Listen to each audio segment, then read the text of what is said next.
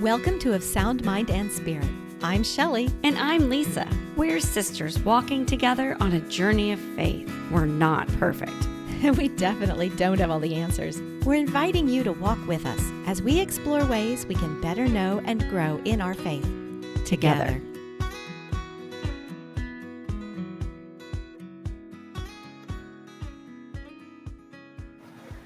Welcome back to another episode from Of Sound Mind and Spirit. I'm Lisa. And I'm Shelly. We're so glad that you are all joining us today.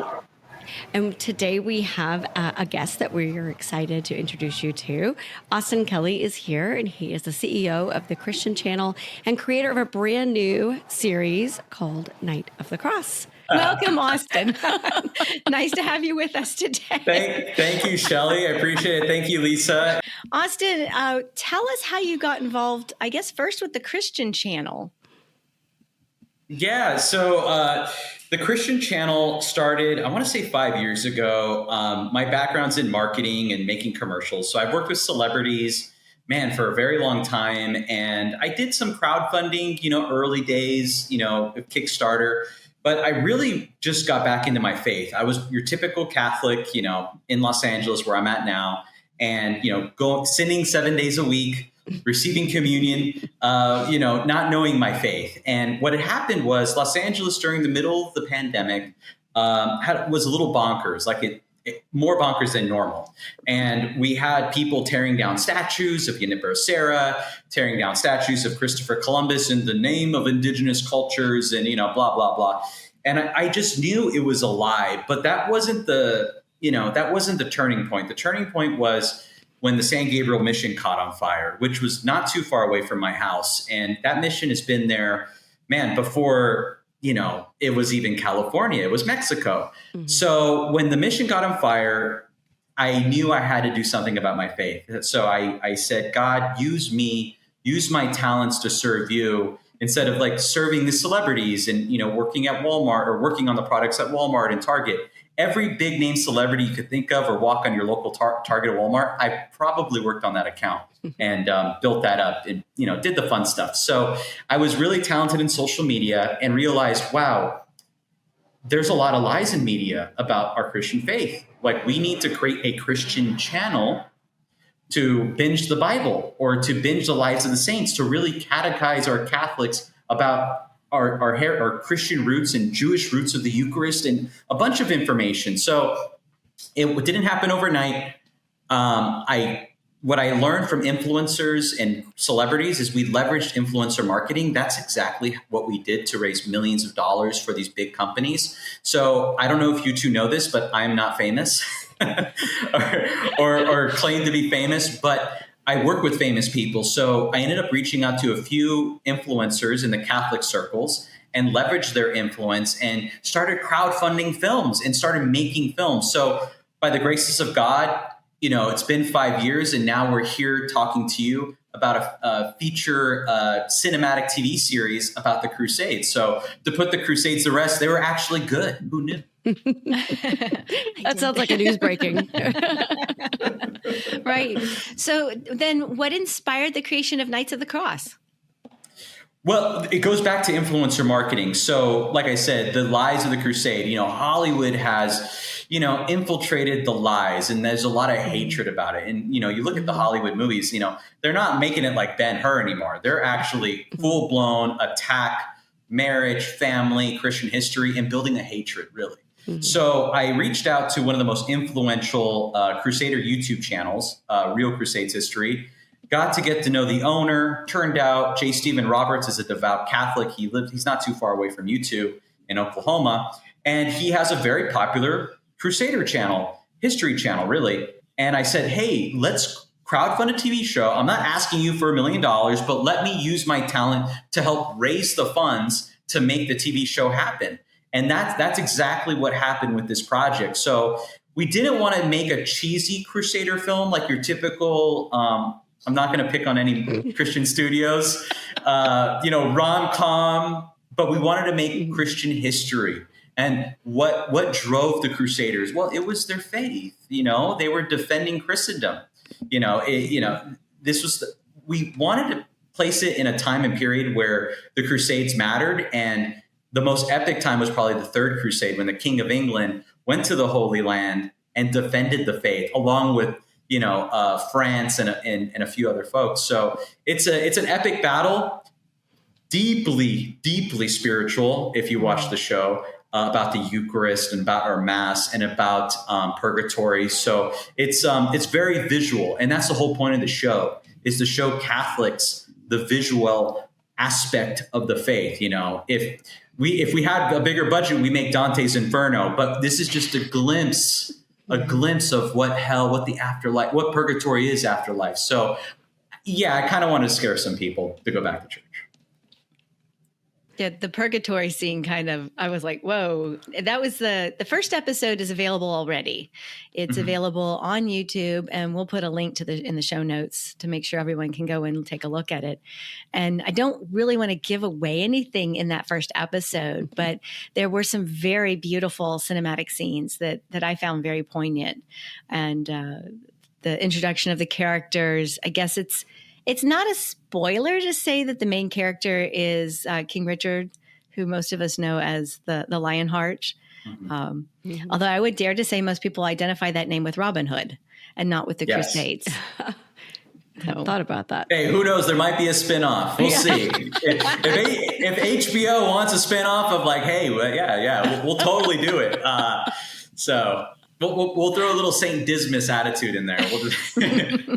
Right. But the purgatory scene was quite striking. And I found it very interesting, the way that came about. So I, again, don't want to spoil it. So. I could spoil it for you. It's available. So the purgatory scene was a really odd day on the film set. So like I said, this started in 2020. California was really restrictive with filmmaking. So we actually filmed it in Utah. And there's not many Latin Mass priests in the state of Utah. So this takes place in the 13th century. So like the mid-1200s, the medieval times, right? So we actually invited a Latin Mass priest to come to the movie set. And he actually that was Father Gray, you saw in episode 1. Father Gray, you've seen him on EWTN a few times, but he joined us on the film set. And I was a little scared, to be honest with you, because most of the men and women in purgatory, if you ever look at your purgatory card, they're kind of half naked. They're kind of just wearing a piece of thread, and they're burning in purgatory. And so I was a little embarrassed by how many nearly naked people were there. And I said, Father, I'm so sorry that, everybody's naked, and I'm so sorry. And he gets out his purgatory card and he looks at it, the people burning in purgatory, and he looks at the crowd and he goes, it's about right. Yeah, it's fine. So we got approval. But the whole point of the show was, the episode 1 was, how do we have faith? What gives us strength? What gives us faith? Because Richard lands to the Holy Land. He falls into a fever, which is true. And as filmmakers, we took creative license with that and said, well, he went to purgatory. He saw his father, and the father said, I did not do God's will. And then he has another hallucination where he's at a mass, a Catholic mass, and the priest gives him the Eucharist. And through the Eucharist, it levitates him to come back to life, kind of like a beautiful butterfly, right? That's in a cocoon and it comes to life. And he levitates in the mass and he wakes up from his dream. And he says, oh, wow, I know why I'm here. Because a lot of us, especially Catholics, especially when we start new enterprises, podcasts, whatever new ventures, we have this doubt. Even when we started the Christian channel, I certainly had my doubt, because we spent a lot of money on christianchannel.com, right? I maxed out my credit card for it. I had to really believe in this project. And I remember the day I maxed out my credit card, it was a concept. Nobody wants to stream a Christian Netflix. Nobody. Who wants to do that? And I remember kicking literally rocks. And then the moment we got the first pre-order, it was like lighting a match in a room filled with gas. Then I went full steam ahead. And that first pre-order is where we're at now. We raised over $500,000. We've had thousands of paid fans subscribe to the Christian channel. We're still up and running, for a streaming service that streams classic movies like The Bells of St. Mary's and, I don't want to spoil what other movies we might get. Maybe It's a Wonderful Life in the near future. So we want to continue to catechize, but give Christians a platform just to relax. Media, what's on the media today? I don't need to sell you on it. You know what's going on. Yeah. So you can watch as a family and not have to worry about what's going to pop up that you didn't know was out there. Mm-hmm. Exactly. And I'm a big believer in supporting other Catholic filmmakers too. So I think that's the only way we're going to get ahead, because the agenda is pretty clear in the media. And my background's in media. I went to college for media. I went to Penn State for media. So it's for me as a Catholic now, practicing my faith, praying the rosary every day, going to, daily mass and, sacraments daily, as often as I can. I'm a little nuts like that. But the thing is, it's an attack on marriage and the family. If you get that, the rest is history. You should only be supporting Catholic content or content that is alignment with your faith and with your family. If it's not, cancel them. That's the only way things are going to get moved around here. There's a lot of great people that are doing great things. I don't want to spoil them, but there may be a Hays Code coming in. There may be, and I'm in full steam of support of that new Hays Code. They're calling it the Gabriel Code. And so we'll see what happens. I mean, Hollywood really needs to get knocked in the teeth a little bit, because we're sick of it. And, I'm just a little independent, but this is great. Podcasting's great, but we need to support each other. And that makes great content too. We need to support each other financially, spiritually, because these spiritual attacks do happen. I have to ask. So this sounds like it was a very big change, not only for you professionally, but for your life, your personal life too. So how has that been received by your colleagues, by your environment there? Because you're still in LA, right? So how has that been for you?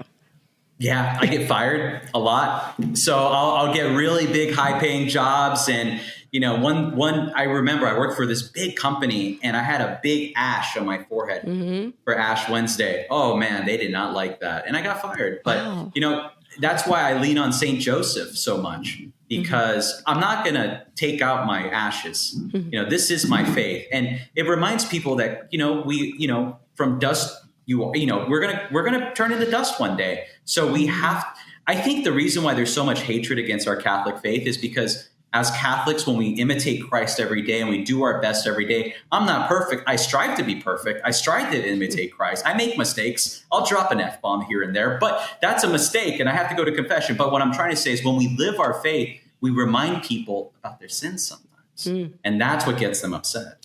I would agree with that. I was trying to remember something I read this morning in the Magnificat that was about, it wasn't, did I write great books like St. Thomas of Aquinas? It wasn't, did I do great things like the Crusades? But did I do enough with the talent that God gave me? Did I do enough in the place that I am assigned to be? And that's what I was thinking as you were talking. You are where you are at this particular time and place, and God is using you. And you're doing, it sounds like, very much what he's calling you to do. And I was just thinking of our listeners and how, they might be sitting there going, well, I'm not in Hollywood. I'm not in, this, that, the other, but you are. And that's what he's calling you to do. And for our listeners, it might be whatever they're in at their moment and stage of life and doing what they need to be doing. So that's where my mind went for a moment. Sorry. I read Shelly, that this morning. You're absolutely right. But it takes an audience. It's not just doing the great work. It takes a rally of audience. I was on another show, and it'll come out soon. But I said this, really, it doesn't take that many people to make a big difference. It really just takes around 3,000 to 1,000 people to really make a huge impact in cinema. Shelly and I met at the Triumph of the Heart premiere. We all know that was an independent film, a phenomenal film about St. Maximilian Kolbe, 100% crowdfunded. We need just 1,000 to 3,000. I believe there was 1,000 people at the premiere. We just need about 1,000 to 3,000 to impact millions of people. Imagine how many millions of people are going to watch that on HBO, Hulu, Peacock when it is streaming, and going to come back to the faith. That's the importance of cinema. It pierces the heart of when it's a true story, it pierces the heart. You know, how many people came back to the faith because of Passion of the Christ? Yes. So it's so true. So we need to be supporting artists like, I think it's Anthony and Mark D'Ambrosio, right? Mm-hmm. We need to be, and they're Italian, so they make it well. So yes, we need to continue to support artists that, but also we need an audience. We need about 1,000, 3,000 to contribute, $100 to $200 per crowdfund. Mm-hmm. That's so amazing to me that there is a number. I don't think I've ever thought of how many people can make, and I'd say this, it's lower than I expected. And so that's exciting to me that maybe there's somebody out there thinking, well, what's my little bit going to do? No, your little bit is going to do a lot. It's more than you realize, because when you think of the millions of people that can benefit from this, if we all took a moment and supported good television, good film, then we'd be able to make the change we want to see today. And so I love the way you phrased that there. Just, you could be 1 in 1,000, 1 in 3,000. You could get other people to come in and be 1 of 10,000, 1 of more than that. And if we are going to sit here and say, well, we wish some of these bigger channels or these bigger things wouldn't do, this is too secular, or that's too much nudity, or that's too much in just the wrong direction. We can make a difference. And it starts right here. Yeah, I don't want to scare your audience, but, the enemies, like I said, it's attack on marriage and the family. In the very early days when I started this, I didn't know how dark it was. Hollywood is very dark and demonic. They finance, there are groups and lobbyists that finance content that goes against our Christian faith. That's how much they hate you. They want to destroy your marriage. They want your son to live a sinful life, whatever it's, if he's straight, gay, it doesn't matter. They want to influence them. And it's so demonic. And so I think the only solution, like you said, is really just $100 to $200 per crowdfunded film. I know that's a lot of money for a lot of people. I know the economy's terrible, but just imagine how much impact one little film is going to do to pierce that. And to be honest with you, when the film's done, the movie studios, you'd think they'd hate you. They don't hate filmmakers. They want to make money like everyone else. It's just, that's the reality. I'll tell a true story before we wrap.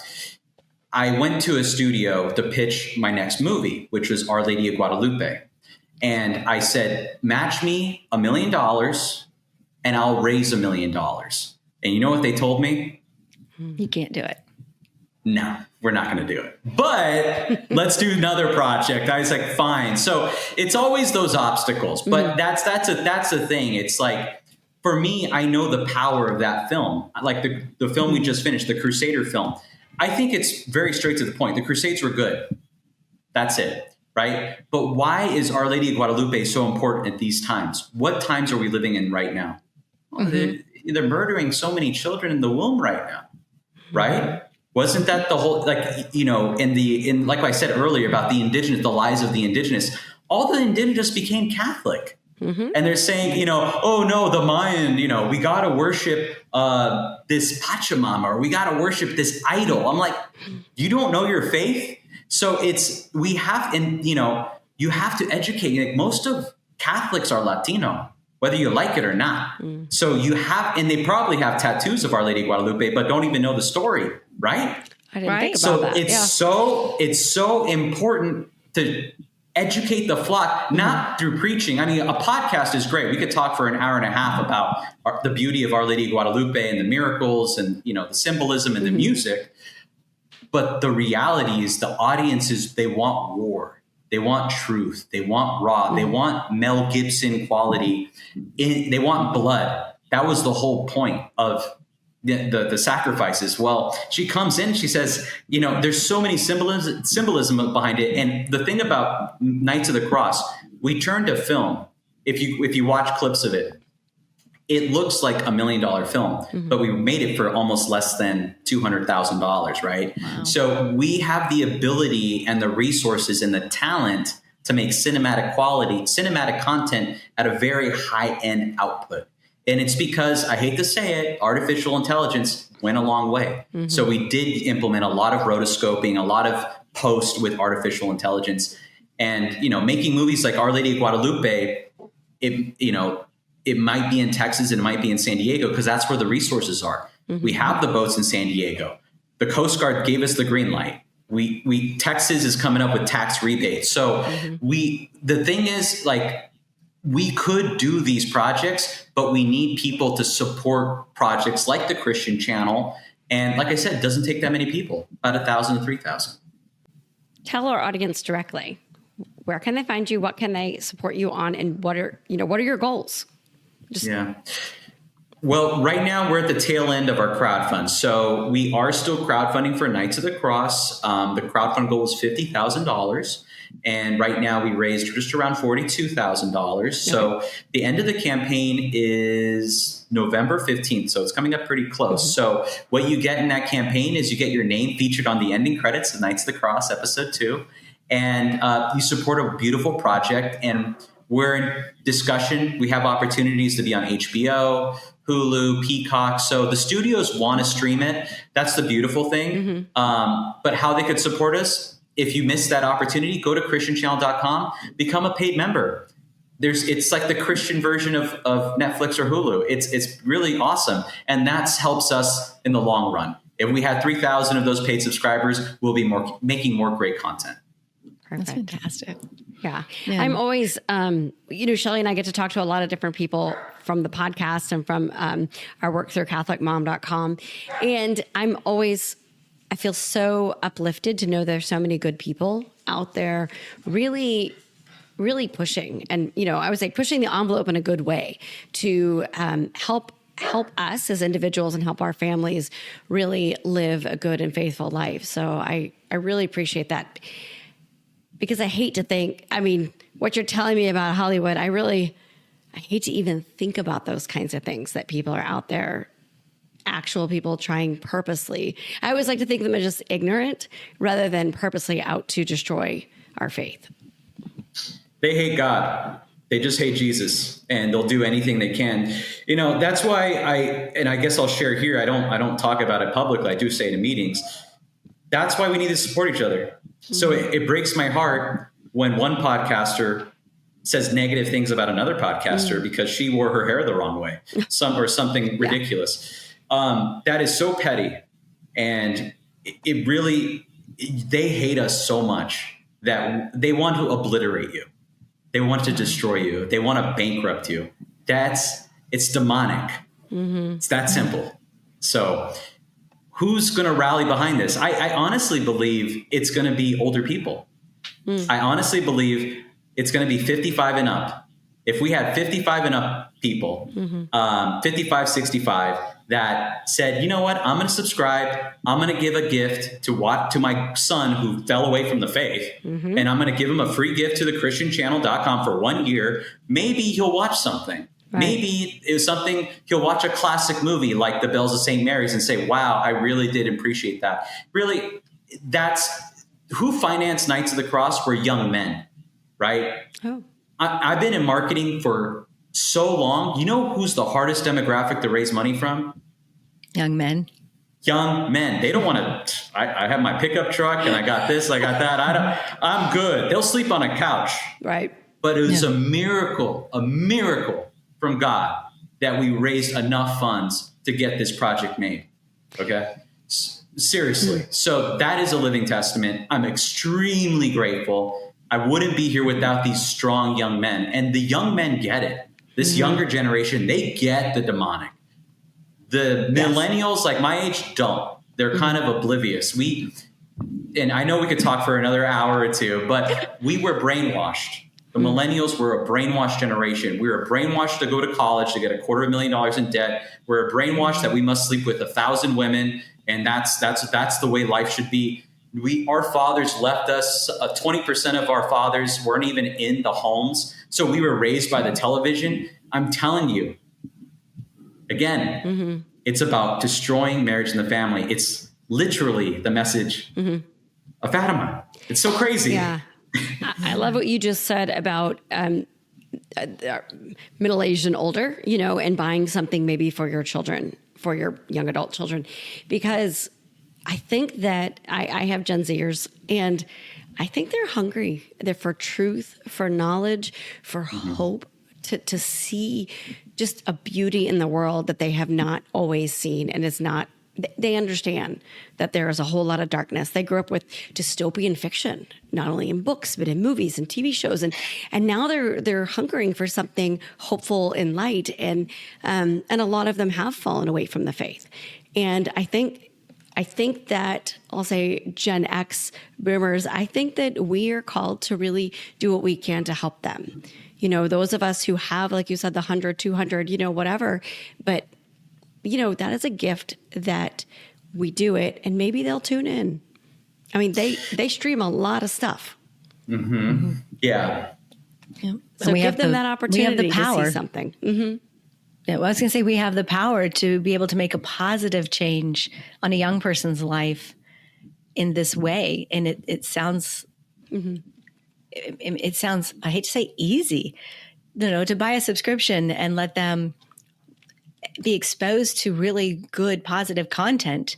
And I love what you just said about the Knights of the Cross being funded by young men, because that tells you that they are hungry. And I loved that whole little bit, because that was definitely your audience with that episode. And it was beautiful. So the visuals were just stunning. So that's a great way to capture their attention. So, and I'm really curious about this Our Lady of Guadalupe projects. Yeah, we'll let you know. Yeah. Thank you. Yeah, we're doing our best. The thing is, it has to have a rock star cast. So if you watch the Christian Channel podcast, I'm kind of hinting like, hey, Danny Trejo's on our podcast. Who knows? Maybe he'll be in Guadalupe. So we do interview celebrities on our end too. Rob Schneider has a phenomenal script. I don't know if you know Rob. Rob is a new Catholic. He was on our show, and he talked. He has the Shroud of Turin movie. He has the Shroud of Turin movie script ready to rock and roll. We had this wonderful Italian actor, Joe Mantegna, who was on NCIS. He has the Padre Pio movie script sitting on his desk. So, and he's such a great guy. And he looks just like Padre Pio, by the way. I don't know if you guys look at what Joe Mantegna looks. So there's a lot of great guys in Hollywood that have these great, beautiful projects. But I am Mexican, okay? So, I have a little Italian, a little Mexican, and, I'm a mutt. But basically, Mexicans need to know their faith. And that's what's covering most of the United States right now, is Latinos in the Catholic Church that are hungry, but they just don't want to read the Bible. And so let's show them the Bible. That's why Passion of the Christ was so impactful, because people saw it, right? It's not make-believe. Jesus wasn't an invention. It's not like we made it up, right? Where they saw the passion, they need to see with Guadalupe, if we make this film, they need to see the sacrifice of the indigenous, what they did to those children. Because when the Spaniards came, they knew instantly with the dragon iconography, they saw the murder of children on the hill. We still do child sacrifice today, but it's different. And Mel Gibson brought it up too. I'm surprised he did. He was on Joe Rogan, and that's exactly what he said, because it's true. So that's why it's important. It's going to be a very pro-life movie, but it's not too in your face, but it will be very bloody, but there's a happy ending. Our Lady loves you. That's the ending. And she loves everybody. She's not racist, okay? Regardless of what Christian denominations you think you are. Yeah. She loves you all. You are all children of God. And that's what the beauty of it. And so if we love the child in the womb, then why are we murdering our children? Maybe this movie will make an impact. But I need people. I need an audience. If I don't have an audience, it's just a good idea. Just like Rob Schneider has an audience. He has a great script. Joe Mantegna has a great script, but they need money to make this film. So the roadblock that we're facing is the crowdfunding. That's why I'm a big fan of Triumph of the Heart. They did it. They did it. And look at what's going on right now. It's a beautiful movie about St. Maximilian Kolbe, and I hope they do more great work. I do too. I love that there are so many of you working together now to inspire and educate people through storytelling in ways that emotionally capture them and lead them to think and learn from it. So I have to say thank you to you for this project and for what you're doing. So. Oh, thank you so much, Shelly and Lisa. I don't want to scare your audience, but there was some weirdness going on during post-production. So, we've had about, I want to say nearly 100 people work on this project, the Knights of the Cross project. But we do, to make a great film, I work with Protestants, Mormons, Muslims, everybody helped out on set. But we did scare a Protestant editor because he's been editing for a very long time. He's like, hey, bro, this has never happened before. I was like, what happened? I've just got a bunch of computer glitches. This doesn't happen. I'm like, hey, welcome to the club. So it's a part. He told me, he's like, this is going to be a good one, man. This is going to be a good one. You know who doesn't want it out, and he's a Protestant guy. So I give him. Everyone's in different levels of their faith. I certainly was. I'm still striving for that summit, right? I still want to make it to the top, but. Just understand if you can't support us financially, please pray a rosary for us because we do get attacked, and I don't want to share too much with the audience and scare people, but yes, please pray a rosary for us if you can't support us financially. That's a great reminder. Everyone should pray for you either way. Whether they support you financially or not, everyone should include the Christian channel. And the Pope, Lisa. Pray for the Pope. Of course. Yes. Yep. So, all right. Okay. I think it's time for us to move on to our questions, Shelly, that we ask of all of our guests. Yes, Austin, we kind of gave you a preview of this earlier, but because Lisa and I are siblings who work together, we have lots of stories about each other, and we ask all of our guests if they have a sister or brother, if they would be willing and able to share a sibling story. Yeah, I guess I could share a miracle if you want to hear a miracle story. So when I was 6 years old, and I didn't grow up with any siblings, and I prayed to God, give me a brother. And my mom, I didn't know this, was going through some ovarian cancer. And so she didn't know she was going to have a baby. By miracle, we have my little brother, Chris. Oh, wow. So yeah, that is the miracle story. He is, whether he likes it or not, I still love him. Bro, siblings, it's hard to get along, but we mostly fight. Yes. But so I love my brother, and he is a miracle baby, and I'm so grateful to have him in my life. That's really beautiful. Yeah. Okay, and last question is, what go-to saint is currently walking with you through the stage in your life as you are doing battle with the secular world? I have to say St. Joseph's is pulled through a lot of times, but I have to lean against that a little bit because I've been leaning towards Blessed Miguel Agustin Pro. I think he is a Mexican. I hope one day he becomes a saint, but he's the famous Mexican saint, or that says "Viva Cristo Rey," and the Mexican government shot him. I think I'm a little worried about our country. And, it's the direction we're going. 100 years ago, Mexico went through some really evil times where they were hanging priests in front of the churches. They were killing nuns, and the church had to leave Mexico. Mm-hmm. But there was a small ragtag redneck country bumpkin Catholics in the middle of Jalisco that fought back, and those were called the Cristeros. And they made a good movie about it called For Greater Glory. But Blessed Miguel Agustin Pro prayed the rosary. He loved the poor. And he loved Our Lady of Lourdes. It was that moment. I was on another podcast, and we're talking about movies. And they asked me, if you had to make a movie, an easy one to make, I said, who would you cast? I said, I would cast Michael Knowles, because he looks just like Miguel Agustin Pro. Identical. They could be twins. Michael's Sicilian, right? So he has that nice, tan skin, but he could pass for a Latino, Mexican. But yeah, I think we need a saint, and I lean on him because I asked myself, and we should all ask ourselves these questions: am I willing to die for my faith? Am I willing to die? Yes.